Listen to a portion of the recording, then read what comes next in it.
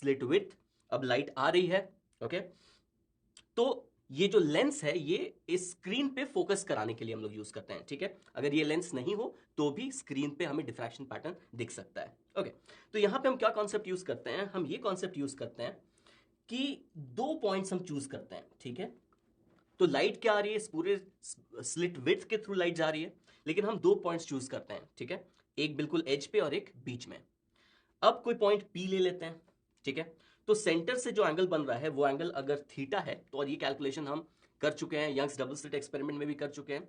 तो अगर इन दोनों पॉइंट्स को हम सोर्सेज मान लें, ठीक है, हॉयगन्स सोर्सेज मान लें या हाइगन्स सोर्सेज मान लें, उस केस में इनके बीच का जो पाथ डिफरेंस है, वो पाथ डिफरेंस कितना हो जाता है, वो पाथ डिफरेंस हो जाता है b/2 साइन थीटा, ओके। ठीक है, ये हम पहले भी देख चुके हैं।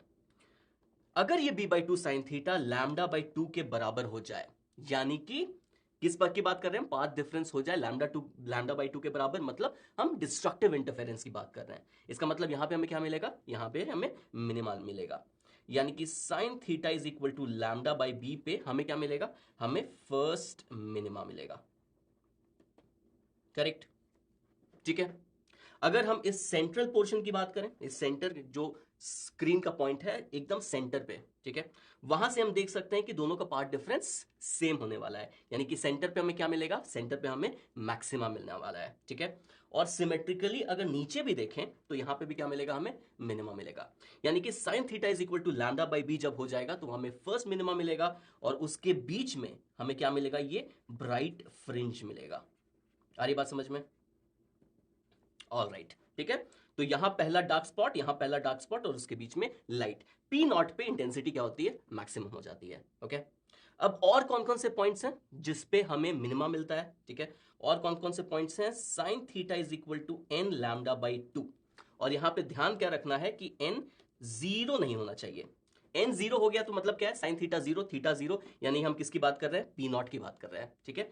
तो n not equal to zero होना चाहिए। उसके अलावा n एक इंटीजर हो सकता है, +1 +2 -1 -2 कुछ भी हो सकता है। वो सारे पॉइंट्स पे हमें क्या मिलेगा, पॉइंट्स ऑफ मिनिमा, यानी कि इंटेंसिटी वहां क्या हो जाएगी, इंटेंसिटी वहां पे मिनिमम या जीरो हो जाएगी, ओके। तो ये फंडा होता है, क्लियर, ठीक है। क्लियर क्या, ये तो आपको पता ही है, मैं बस थोड़ा सा रिविजन करा दे रहा हूं, ओके। तो हमें इंटेंसिटी का ग्राफ कैसा मिलता है, इंटेंसिटी का ग्राफ हमें कुछ ऐसा मिलता है। तो मान लीजिए किसी पर्टिकुलर एंगल थीटा पे हमें इंटेंसिटी निकालनी है, तो हमें क्या करना पड़ेगा, सबसे पहले ये एंगल बीटा निकालना पड़ेगा, ठीक है। बीटा क्या होता है, π/λ b साइन थीटा, ठीक है। तो किसी एंगल थीटा पे अगर हमें इंटेंसिटी निकालनी है तो सबसे पहले हम क्या निकालेंगे, b साइन थीटा, π/λ से मल्टीप्लाई करेंगे तो मिल जाएगा बीटा। और इंटेंसिटी का जो इक्वेशन होता है वो कुछ ऐसा होता है, I is equal to I0 sine square beta upon beta square, ठीक है। तो ये इंटेंसिटी का इक्वेशन होता है, अगर इंटेंसिटी पूछी जाए तो ये फॉर्मूला यूज करके हमें इंटेंसिटी निकालना है। इसका डेरिवेशन हमारे सिलेबस में नहीं है तो उसकी चिंता भी नहीं करनी है। ओके, तो ये क्या है, ये इंटेंसिटी वर्सेस साइन थीटा का ग्राफ है, ठीक है, कंफ्यूज नहीं होना है। ये इंटेंसिटी वर्सेस वाई का ग्राफ नहीं है, ये इंटेंसिटी वर्सेस साइन थीटा का ग्राफ है, ठीक है। तो सेंटर पे ऑब्वियसली सबसे ज्यादा इंटेंसिटी मिलती है, उसको कह लेते हैं I0। साइन थीटा जब λ/b या -λ/b हो जाएगा तो हमें क्या मिलेगा, first minima on either side. और जब जब sine theta is equal to n λ/b satisfy होगा वहां हमें मिनिमा मिलेगा। और दो मिनिमा के अप्रोक्सीमेटली बीच में, एग्जैक्टली बीच में नहीं, अप्रोक्सीमेटली बीच में हमें मैक्सिमा मिलता है।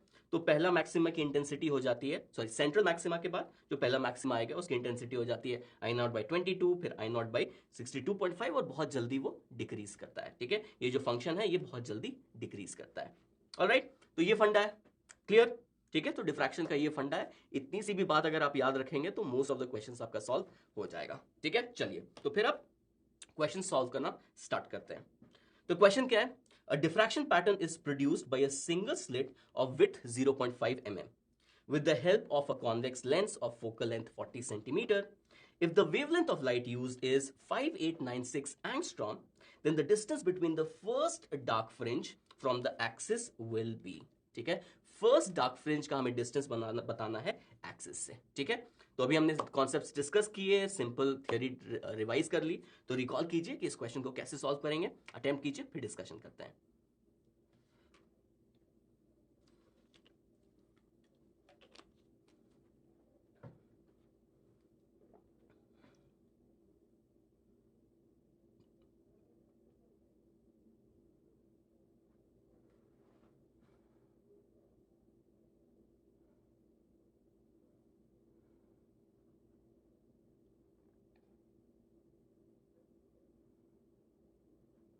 ऑलराइट, कर लिया होगा, बहुत ही सिंपल क्वेश्चन है, ठीक है।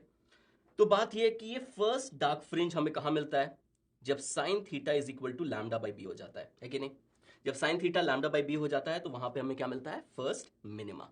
ओके, तो हमें क्या बताना है कि ये डिस्टेंस क्या है, इस डिस्टेंस को y कह लेते हैं। ओके, अब यहां पे क्या होता है कि ये जो स्क्रीन है, ये जो स्क्रीन है वो स्लिट से काफी दूरी पे रहती है, ठीक है। स्क्रीन जो है वो स्लिट से काफी दूरी पे रहती है, ठीक है। और हम क्या अज्यूम करते हैं, थीटा बहुत छोटा है, ठीक है। हम क्या अज्यूम करते हैं, थीटा बहुत छोटा है। उस केस में हम इसको nearly equal to tan theta बोल सकते हैं। Sine theta nearly equal to tan theta हम बोल सकते हैं, और sine theta nearly equal to tan theta बोल सकते हैं। तो टैन थीटा का कितना वैल्यू होगा, ये एंगल है थीटा। ओके, वैसे तो ये डिस्टेंस को हम d कहते हैं, ठीक है। इस डिस्टेंस को स्लिट्स के प्लेन में और स्क्रीन के बीच का जो डिस्टेंस होता है उसको d कहते हैं। ये क्या हो जाएगा, ये फोकल लेंथ हो जाएगा, ठीक है। अगर पैरेलल लाइट आ रही है, पैरेलल लाइट आ रही है, तो कॉन्वेक्स लेंस उसको कहां पे फोकस करेगा, अपने फोकल प्लेन पे। यानी स्क्रीन कहां पे होगा, स्क्रीन कॉन्वेक्स लेंस के फोकल प्लेन पे होगा, ठीक है। अब क्या होता है कि आपका जो लेंस है वो स्लिट के बहुत नजदीक होता है, ठीक है। जो लेंस होता है वो स्लिट के बहुत नजदीक होता है, तो ये वाला जो डिस्टेंस होता है वो बहुत छोटा होता है। तो हम बोल सकते हैं कि जो d है आपका ना, वो नियरली इक्वल टू f हो जाएगा, करेक्ट। तो जो d है आपका नियरली इक्वल टू f हो जाएगा, तो जहां हम d यूज करते हैं वहां पे हम f भी यूज कर सकते हैं। ऑलराइट, तो सारा अप्रोक्सीमेशन समझ में आ गया। ओके, तो इसको मैं क्या कह सकता हूं, इसको y डिवाइडेड बाई d बोलना चाहिए था, लेकिन d f के बराबर ही है ऑलमोस्ट, तो y डिवाइडेड बाई f बोल सकते हैं, है कि नहीं।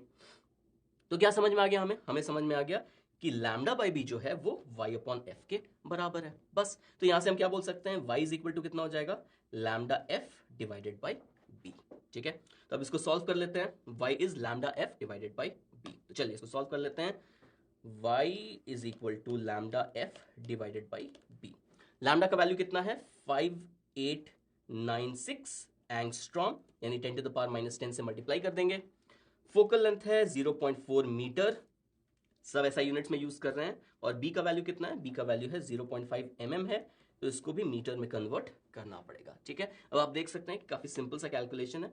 ये कैलकुलेशन आप कीजिएगा तो y बोल लेते हैं इसको, y का जो वैल्यू आएगा वो 0.047 मीटर के अप्रोक्सीमेटली आएगा, ठीक है। क्लियर है बात। तो सिंपल फंडा क्या है, फर्स्ट मिनिमा कहां मिलता है, sine theta is equal to lambda by b, बस ये आपका मेन कॉन्सेप्ट है। ऑलराइट, क्लियर, कोई कंफ्यूजन। तो चलिए फटाफट इसका ऑप्शन चेक कर लेते हैं, ऑप्शन ए हमारा करेक्ट ऑप्शन हो जाएगा और अब हम आगे बढ़ सकते हैं, ठीक है। तो चलिए नेक्स्ट क्वेश्चन पे चलते हैं, बड़े सिंपल क्वेश्चंस होते हैं, फटफट बन जाएंगे, ठीक है। चलो, the angular width of the central maxima is in a single slit diffraction pattern is 60 degree. The width of the slit is 1 micrometer. The slit is illuminated by monochromatic plane waves. If another slit of same width is made near it, Young's fringes can be observed on a screen placed at a distance 50 centimeter from the slits. If the observed fringe width is 1 centimeter, what is the slit separation distance? Okay, that is the distance between the centers of each slit. ठीक है, तो यहां पे क्या किया है, थोड़ा सा कॉन्सेप्ट्स YDSE का और डिफ्रैक्शन का मिलाने की कोशिश की गई है, बट दोनों कॉन्सेप्ट्स आपको बहुत क्लियर होने चाहिए, और अगर वो है तो आप ये क्वेश्चन को फटाफट सॉल्व कर लेंगे। तो अटेम्प्ट कीजिए, फिर डिस्कशन करते हैं।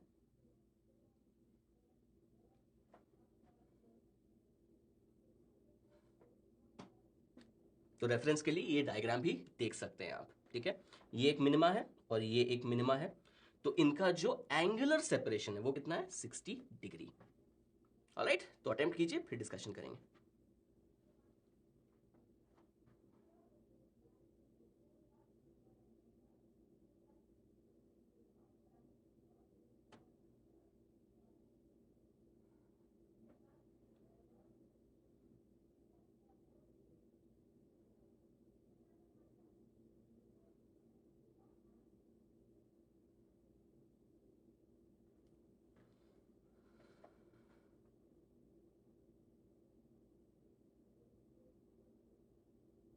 ऑलराइट, चलिए डिस्कस करें। ओके, तो क्या सिचुएशन है, ये हमें 60 डिग्री दिया हुआ है, ये पहला मिनिमा है, ये दूसरा मिनिमा है, इनका एंगुलर सेपरेशन मतलब अगर उनको सेंटर से यहां से ज्वाइन करेंगे, ठीक है, स्लिट के बीच से अगर ज्वाइन करेंगे तो स्लिट कैसा होगा, स्लिट ऐसा होगा, स्लिट के बीच से अगर ज्वाइन करेंगे तो ये एंगल कितना हो जाएगा, 60 डिग्री, ठीक है। यानी कि अगर हम एक पॉइंट ये ले लें, इसको P कह लेते हैं, तो इस लाइन से इसका एंगल कितना हो जाएगा, इस लाइन से इसका एंगल हो जाएगा 30 डिग्री। ठीक है, तो याद कीजिए कि सारा साइन थीटा में जो थीटा होता है वो कहां से मेजर करते हैं, वो सेंट्रल लाइन से मेजर करते हैं। ठीक है, तो यहां साइन थीटा कितना हो जाएगा, साइन 30 डिग्री। ओके, अब हमें क्या पता है कि साइन 30 डिग्री जो है वो कितना हो जाएगा, हो जाएगा लैम्डा बाई बी, क्योंकि ये क्या है, ये पोजीशन ऑफ फर्स्ट मिनिमा है। फर्स्ट मिनिमा कहां आता है, sine theta is equal to lambda by b. First minima कहां आ रहा है, 30 डिग्री पे, यानी sine 30 degree is equal to lambda by b. यानी कि यहां से हम क्या कह सकते हैं, यहां से हम लैम्डा का वैल्यू b/2 ले सकते हैं। ठीक है, तो यहां लैम्डा कितना आ जाएगा, लैम्डा आ जाएगा b/2। करेक्ट। ओके, दूसरी चीज क्या है कि अब बात हो रही है YDSE की। तो एक ऐसा स्लिट था, अब यहां पे 2 स्लिट हो गए। ठीक है, उतने ही विड्थ के 2 स्लिट हो गए, उनके बीच का डिस्टेंस कितना है, d। ओके, अब हमें यह बताया गया है कि यहां पे जो फ्रिंज विड्थ है वो कितना है, वो हमें दिया हुआ है, फ्रिंज विड्थ दिया हुआ है 1 सेंटीमीटर। और फ्रिंज विड्थ कितना होता है, फ्रिंज विड्थ होता है lambda d upon small d। Correct, यानी कि यहां से हम क्या कह सकते हैं, यहां से हम कह सकते हैं कि आपका जो लैम्डा का वैल्यू है वो कितना हो जाएगा, वो हो जाएगा beta d divided by capital D। यानी कि ये हो गया हमारा इक्वेशन नंबर 2। अब इक्वेशन नंबर 1 और इक्वेशन नंबर 2 को सब्स्टिट्यूट करें, सॉरी इक्वेट करें, तो लैम्डा हमारा वहां से एलिमिनेट हो जाएगा। और फिर हम कह सकते हैं कि b/2 is equal to beta d upon capital D। यहां से b का वैल्यू कितना आ जाएगा, ठीक है, बस चेक कर रहा हूं कि कोई मिस्टेक तो मैंने नहीं किया है कैलकुलेशन में। चलिए, तो हमें क्या निकालना है, हमें b का वैल्यू निकालना है। तो b का वैल्यू कितना हो जाएगा, 2 beta d divided by capital D। ठीक है, तो ये हो जाएगा 2, बीटा का वैल्यू कितना है, बीटा का वैल्यू है 10⁻⁻2 मीटर, 1 सेंटीमीटर दिया हुआ है। डी का वैल्यू कितना है, डी का वैल्यू, ओ हमें उल्टा करना है, एक मिनट चेक कर लेते हैं, हमें स्लिट विड्थ दिया है या क्या दिया है, ओ स्लिट विड्थ हमें दिया है, सॉरी मेरी गलती, कोई बात नहीं कोई बात नहीं। तो हमें स्मॉल डी निकालना है, हमें बी दिया हुआ है, हमें स्मॉल डी निकालना है, तो इसमें भी कोई तकलीफ नहीं हो जाएगी होगी। तो d का वैल्यू कितना आ जाएगा, b capital D upon 2 beta. ठीक है, सब्स्टिट्यूट करें, b का वैल्यू कितना 1 माइक्रोमीटर यानी कि 10⁻⁻6 मीटर। d का वैल्यू कितना 50 सेंटीमीटर यानी कि 0.5 metre divided by 2 multiplied by beta. Beta कितना हो जाएगा, बीटा है 1 सेंटीमीटर यानी कि 10⁻⁻2 मीटर। ठीक है, सिंपल सा कैलकुलेशन है, आप इसको कैलकुलेट करेंगे तो आपको आ जाएगा d is equal to 25 micrometre, जो कि हमारा आंसर होगा। ऑलराइट, अगेन इसमें क्या कॉन्सेप्ट था, फर्स्ट मिनिमा कहां मिलता है, sine theta is equal to lambda by b पे। ठीक है, तो अगर चाहें तो आप इसको फटाफट नोट करें, फिर हम नेक्स्ट क्वेश्चन पे चलते हैं।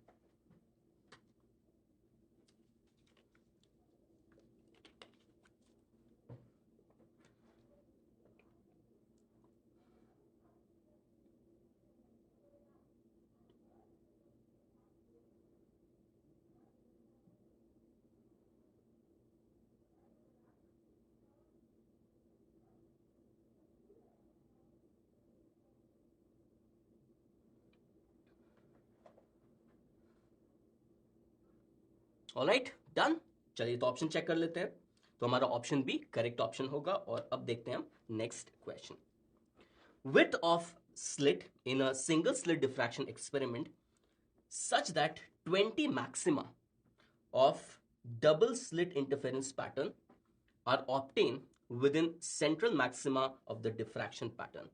ठीक है, तो क्या हो रहा है, 20 maxima of double slit interference pattern are obtain within central maxima of the diffraction pattern. हमें क्या निकालना है, स्लिट विड्थ निकालना है। ठीक है, और हमें स्लिट सेपरेशन YDSE के लिए दिया हुआ है 2 मिलीमीटर। ठीक है, तो अगेन कॉन्सेप्ट वही रहने वाला है, इसको अटेम्प्ट कीजिए फिर डिस्कशन करते हैं।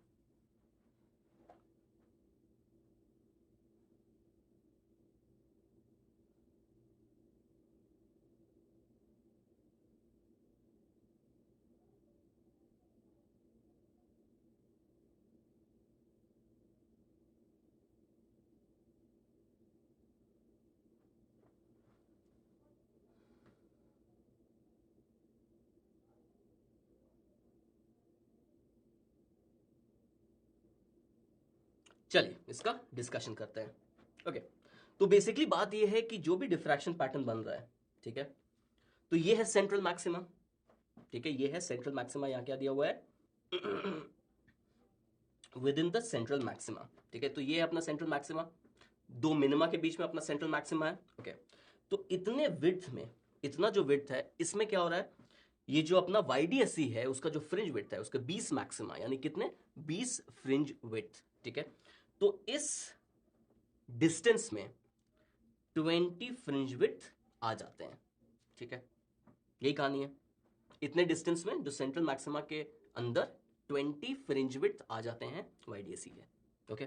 तो अपने को पता है डिस्टेंस क्या करना है, इक्वेट कर देना है। ये जो डिस्टेंस है दो मिनिमा के बीच का जो डिस्टेंस है इसको इक्वेट कर देना है 20 बीटा से, बस यही करना है, ओके। तो क्या करें, इसको कैसे करें सॉल्व। तो अगर इसको d ले लेते हैं, इसको थीटा ले लेते हैं, ठीक है। तो हमें क्या पता है, हमें पता है कि साइन थीटा जो होता है वो लैम्डा बाई बी हो जाता है कि नहीं। साइन थीटा क्या होता है, sine theta lambda by b होता है, यानी कि थीटा को हम क्या मानते हैं, छोटा मानते हैं, काफी स्मॉल मानते हैं। तो इसको अप्रोक्सीमेट कर सकते हैं टैन थीटा से। तो अगर इतने डिस्टेंस को y कह लें तो ये कितना हो जाएगा, y divided by D, correct. यानी कि हम क्या कह सकते हैं कि y का वैल्यू कितना हो जाएगा, d lambda divided by small b, correct है कि नहीं, कोई तकलीफ इसमें, क्लियर है, ओके।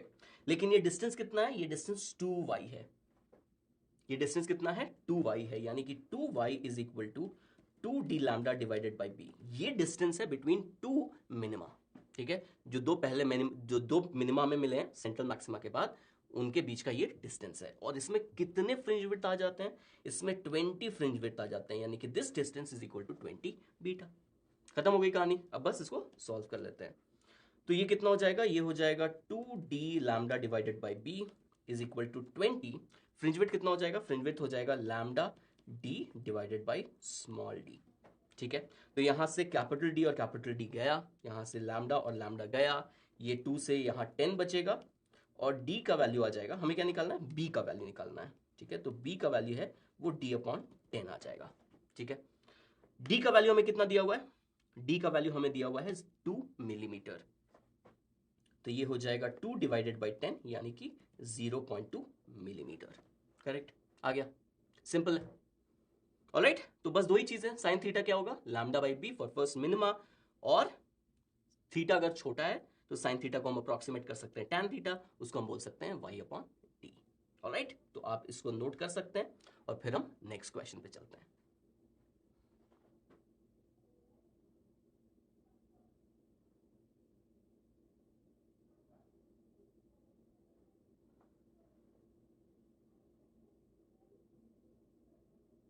ऑलराइट, ठीक है, डन, बहुत सिंपल सा क्वेश्चन था। ऑप्शन चेक करते हैं, 0.2 मिलीमीटर। ऑलराइट, तो चलते हैं नेक्स्ट क्वेश्चन पे। नेक्स्ट क्वेश्चन क्या है, in Fraunhofer diffraction at the angular position of the first diffraction minimum, phase difference between wavelets from opposite edges of the slit is, ठीक है।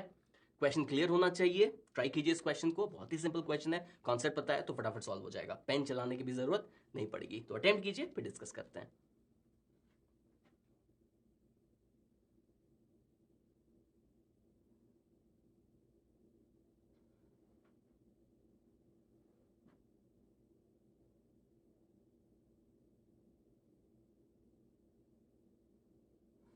ऑलराइट, सो बहुत ही सिंपल क्वेश्चन है, बस कॉन्सेप्ट याद रखना है, ओके। तो अगर ये पॉइंट है कोई, और ये जो सेंट्रल लाइन है, अगर इससे एंगल हम थीटा ले लें, ठीक है, सेंट्रल लाइन से एंगल हम क्या ले लेते हैं, थीटा।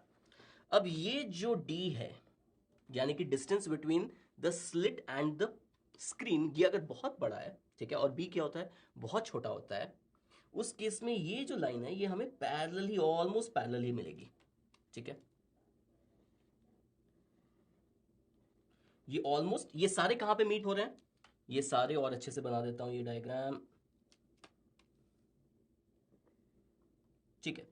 तो ये सारे जो तीनों रेज हैं, ठीक है, या वेवलेट्स कह लें, इस केस में रे नहीं बोल सकते, वेवलेट्स बोल देते हैं, जो इस पॉइंट से जो वेवलेट इमर्ज हो रहा है, जो इस पॉइंट से वेवलेट इमर्ज हो रहा है, जो इस पॉइंट से वेवलेट इमर्ज हो रहा है, ठीक है, ये ऑलमोस्ट क्या होंगे, पैरेलल होंगे, और सारे जाके यहीं पे मिलेंगे, ठीक है। किस पॉइंट पे, इस पॉइंट पे, सारे जाके कहां पे मिलेंगे, उसी पॉइंट पे मिलेंगे, ठीक है। ये अप्रोक्सीमेशन, पैरेलल वाला अप्रोक्सीमेशन हम कैसे ले सकते हैं, क्योंकि जो distance between the slit and the screen है वो स्लिट विड्थ से काफी बड़ा है, ठीक है। तो इस वजह से ये अप्रोक्सीमेशन हम ले सकते हैं, ठीक है।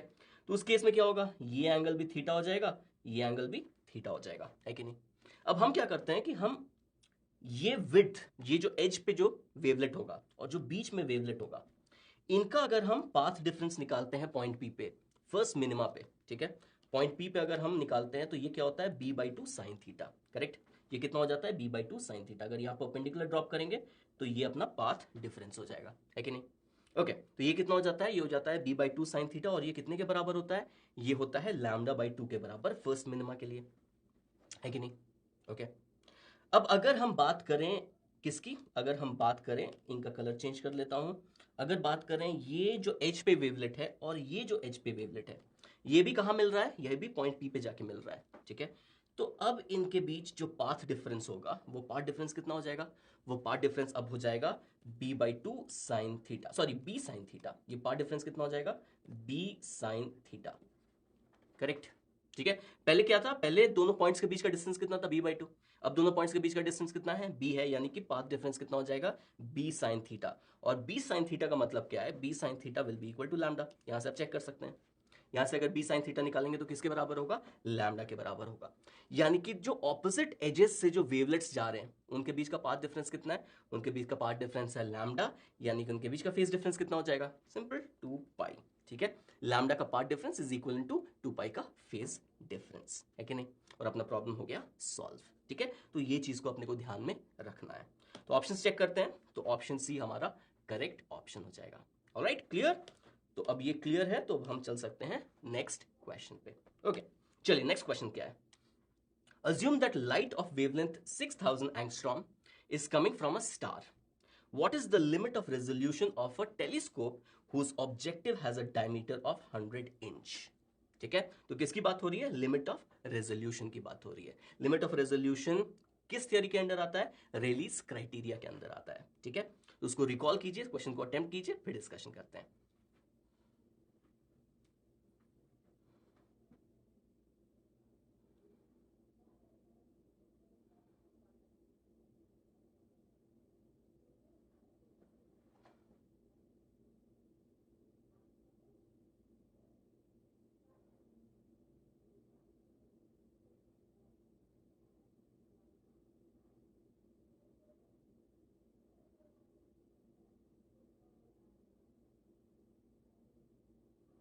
और चलिए इसको थोड़ा सा थियरी रिवाइज कर लेते हैं। ठीक है, थोड़ा सा थियरी रिवाइज कर लेते हैं। फॉर्मूला तो याद रहना ही रहना चाहिए, बट थोड़ा सा थियरी भी अगर पता रहे, थोड़ा सा नहीं, मतलब ये कॉन्सेप्ट आपको पता रहना चाहिए। ओके, तो अगर हम क्या कर रहे थे, हम एक स्लिट से डिफ्रैक्शन करा रहे थे। अब उस स्लिट को हटा के अब हम एक अगर होल बना दें, ठीक है, तो बी क्या है, बी है diameter of the aperture, capital D क्या है, distance between the screen and the hole, और लैम्डा है वेवलेंथ ऑफ लाइट। ठीक है, तो पहले हमें क्या मिल रही थी, पहले हमें फ्रिंजेस मिल रहे थे। ठीक है, पहले हमें फ्रिंजेस मिल रहे थे क्योंकि स्लिट ऐसा लंबा था। ठीक है, तो हमें पैटर्न कैसा मिल रहा था, ऐसा ऐसा पैटर्न मिल रहा था, करेक्ट। ओके, बट अब अगर ये इसको गोल बना दिया गया है तो हमें क्या मिलेगा, हमें सिमेट्रिकल मिलेगा इस तरीके से। तो हमें क्या मिलेगा, हमें सर्कुलर रिंग्स मिलेंगे। ओके, हमें क्या मिलेंगे, हमें सर्कुलर रिंग्स मिलेंगे। तो ये जो पॉइंट है जहां पे पहला मिनिमा आता है, वो पॉइंट आता है sine theta is equal to 1.22 lambda by b पे। ठीक है, जब हमने दूसरा स्लिट यूज किया था जिसका स्लिट विड्थ बी था, उस केस में आता था sine theta is equal to lambda by b पे। लेकिन अगर हम सर्कुलर अपर्चर यूज कर रहे हैं तो sine theta is equal to 1.22 lambda by b पे वो आता है। ठीक है, यानी कि ये हो जाता है रेडियस ऑफ डिफ्रैक्शन डिस्क। तो हमें क्या मिलेगा, हमें उस फर्स्ट मिनिमा के अंदर एक डिस्क मिलेगा, ठीक है, और एक ब्राइट डिस्क मिलेगा जिसको हम कहते हैं डिफ्रैक्शन डिस्क, और इस आर को हम क्या कह देते हैं, रेडियस ऑफ डिफ्रैक्शन डिस्क, है कि नहीं। ऑलराइट, क्लियर है चीज, परफेक्ट। तो अब क्या होता है कि अगर हमारे पास डिस्टेंट ऑब्जेक्ट है, ठीक है, और हमारे पास मान लीजिए कि ये टेलीस्कोप का लेंस है। अब ये क्या कर रहा है, ये इसको हम व्यू कर रहे हैं, इसको इन डिस्टेंट ऑब्जेक्ट्स को हम व्यू कर रहे हैं इस लेंस के थ्रू। तो लेंस क्या होता है, लेंस में अपर्चर होता है। ठीक है, लेंस में अपर्चर होता है और डिस्टेंस काफी ज्यादा है लेंस के डायमीटर से। तो ये लेंस भी क्या करता है, एक होल जैसा काम करता है, एक अपर्चर जैसा काम करता है, और इसके थ्रू डिफ्रैक्शन होता है, करेक्ट। अगर डिफ्रैक्शन होता है, ठीक है, तो ये अपर्चर कैसा है, सर्कुलर अपर्चर है, तो क्या हमें मिलेगा, डिफ्रैक्शन डिस्क मिलेगा। अब अगर ये डिफ्रैक्शन डिस्क बहुत नजदीक है तो S1 अपना डिफ्रैक्शन डिस्क बनाएगा, S2 अपना डिफ्रैक्शन डिस्क बनाएगा। अगर दोनों का डिफ्रैक्शन डिस्क बहुत नजदीक है तो ये अनरिजॉल्व होगा। अनरिजॉल्व मतलब हम बता नहीं सकते हैं कि यहाँ पे दो स्टार्स हैं, यहाँ पे एक ही स्टार है। वो टेलीस्कोप में वो कैपेबिलिटी नहीं रहेगी कि इन दोनों स्टार्स के बीच में वो डिफरेंशिएट कर सके। ओके, जस्ट रिजॉल्व का क्या क्राइटेरिया होता है, जिसको हम रिलीज क्राइटेरिया भी बोलते हैं, कि डिफ्रैक्शन डिस्क बन गया। ओके, अब कलर चेंज कर देता हूं। ओके, चलिए, अब ये एक हमारा डिफ्रैक्शन डिस्क बना और फिर ये हमारा दूसरा डिफ्रैक्शन डिस्क बना, ठीक है। तो ये क्या होगा, ये पहला मिनिमा होगा। तो S2 के डिफ्रैक्शन डिस्क की बात कर रहे हैं, इसकी बात कर रहे हैं। इसका जो पहला मिनिमा है वो S1 के डिफ्रैक्शन डिस्क के मैक्सिमा पे है। देखिए, चेक कीजिए। तो S2 का जो पहला मिनिमा है, कौन सा पॉइंट, ये पॉइंट, ठीक है, वो S1 डिफ्रैक्शन डिस्क के सेंट्रल मैक्सिमा पे है, ठीक है। इस केस में हम बोलते हैं कि ये जस्ट रिजॉल्व है, ठीक है। इससे कम अगर उनके बीच का स्पेसिंग होगा तो हम इसको रिजॉल्व नहीं कर सकते हैं। यह है limit of resolution Rayleigh's criterion के थ्रू, ठीक है। और अगर ये डिफ्रैक्शन डिस्क वेल स्पेस्ड है तो ये वेल रिजॉल्व होंगे, करेक्ट। यानी कि रेजोल्यूशन का क्राइटेरियन क्या है, क्राइटेरियन ये है कि जो एक डिफ्रैक्शन पैटर्न का मिनिमा, ठीक है, एक डिफ्रैक्शन पैटर्न का जो मिनिमा है वो दूसरे डिफ्रैक्शन पैटर्न के सेंट्रल मैक्सिमा पे लाई करना चाहिए, ठीक है। ये है लिमिट ऑफ रेजोल्यूशन। इससे कम हुआ तो रिजॉल्व नहीं कर सकते हैं, इससे ज्यादा हुआ तो रिजॉल्व कर सकते हैं। ऑलराइट, तो ये कॉन्सेप्ट, तो अब इसको फटाफट सॉल्व कर लेते हैं, ठीक है। अब यहां पे क्या हो रहा है, तो ये जो इसका पहला डिफ्रैक्शन डिस्क का जो पहला मिनिमा मिलेगा, जहां पे डिफ्रैक्शन डिस्क खत्म होगा, जो पहला मिनिमा मिलेगा वो कहां होना चाहिए, वो S1 के सेंटर पे होना चाहिए। यानी कि इनके बीच का जो एंगुलर सेपरेशन है वो कितना होना चाहिए, इनके बीच का एंगुलर सेपरेशन होना चाहिए 1.22 लैम्डा बाई बी, ठीक है। क्योंकि पहला मिनिमा, सेंटर से पहला मिनिमा कहां पे मिलता है, sine theta is equal to 1.22 lambda by b पे, ठीक है। और क्योंकि ये थीटा बहुत छोटा होगा, क्योंकि ऑब्जेक्ट बहुत दूर है, स्टार्स बहुत दूर होते हैं, तो थीटा बहुत छोटा होगा, इसलिए साइन थीटा को अप्रॉक्सीमेटली हम थीटा बोल सकते हैं। तो लिमिट ऑफ रेजोल्यूशन क्या हो जाएगा, delta theta is equal to 1.22 lambda divided by b, खत्म। यही थियरी है। अगर ये थियरी है और ये फॉर्मूला आपको पता है तो सिंपली क्या कर देना है, यहाँ पे अप्लाई कर देना है। तो डेल्टा थीटा हो जाएगा 1.22 लैम्डा बाई बी, तो ये हो जाएगा 1.22। लैम्डा का वैल्यू कितना, 6000 into 10⁻⁻10 metre divided by b बोल लें या उसका डायमीटर बोल लें, तो 254 सेंटीमीटर, यानी कि 2.54 मीटर। 100 इंच हमें दिया हुआ है कि 254 सेंटीमीटर होता है, तो 2.54 मीटर, ओके। अगर इसको आप सॉल्व करेंगे तो आपका आंसर अप्रॉक्सीमेटली 2.9 इंटू 10⁻⁷ रेडियन आ जाएगा। क्लियर, ठीक है। तो लिमिट ऑफ रेजोल्यूशन की थोड़ी थ्योरी भी हमने रिवाइज कर ली, बट ये याद रहना चाहिए, कोई एक्सक्यूज नहीं, ये याद बिल्कुल रहना चाहिए। और क्योंकि इसका डेरिवेशन भी आपके स्कोप से बाहर है, तो याद करने के अलावा कोई ऑप्शन भी नहीं है, ठीक है। तो ये चीज याद रहना चाहिए और थोड़ी प्रैक्टिस से याद हो जाता है, कोई बड़ी बात नहीं है। Alright, clear. तो चलिए, अगर ये क्लियर है तो फिर अब हम नेक्स्ट क्वेश्चन पे चलते हैं। नेक्स्ट क्वेश्चन किसके ऊपर है, नेक्स्ट क्वेश्चन है पोलराइजेशन के ऊपर। तो यहां हम क्या यूज करते हैं, लॉ ऑफ मैलस। आपको रिकॉल करना होगा कि लॉ ऑफ मैलस क्या होता है, मैं एक्सप्लेन भी करूंगा, बट रिकॉल कर लीजिए तो अच्छा है। A beam of unpolarised light of intensity I not is passed through a Polaroid A and then through another Polaroid B, which is oriented so that its principal plane makes an angle of 45 degree relative to that of A. The intensity of the emergent light is, ठीक है। तो recall कीजिए कि polariser क्या करता है, कैसे करता है, क्यों करता है, क्योंकि उतनी जरूरत नहीं है, ठीक है। क्योंकि अगेन इसका जो डेरिवेशन है, लॉ ऑफ मैलस का जो डेरिवेशन है वो हमारे स्कोप में नहीं है। तो लॉ ऑफ मैलस रिकॉल कीजिए और इस क्वेश्चन को अटेम्प्ट कीजिए।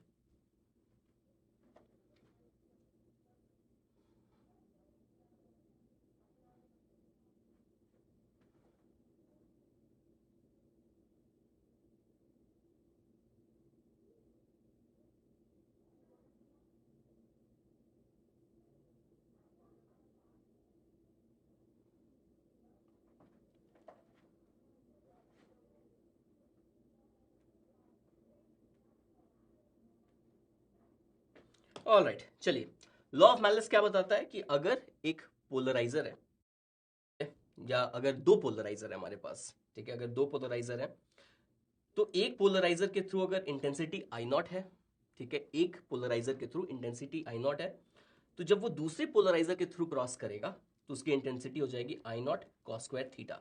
जहां थीटा क्या है, theta is the angle between the axis of polarization of the two polarizers, ठीक है। तो पोलराइजर का एक्सिस ऑफ पोलराइजेशन क्या होता है, ठीक है। तो अगर उसके थ्रू हम अनपोलराइज लाइट पास कराएं तो वो पोलराइज हो जाती है, और जो ऑसिलेशन ऑफ इलेक्ट्रिक फील्ड क्या होगा, that will be along the axis of polarisation. ठीक है, तो दोनों पोलराइजर के बीच में अगर एक्सिस ऑफ पोलराइजेशन के बीच, सॉरी, दोनों पोलराइजर के एक्सिस ऑफ पोलराइजेशन के बीच का एंगल अगर थीटा है, तो दूसरे पोलराइजर से जो लाइट एमिट होगी, वहां से जो लाइट एमिट होगी, उसकी इंटेंसिटी हो जाएगी I naught into cos square theta. Clear? ठीक है, तो ये हमारे पास क्या है, ये हमारे पास अनपोलराइज लाइट है। ओके, अनपोलराइज लाइट की इंटेंसिटी आई नॉट है।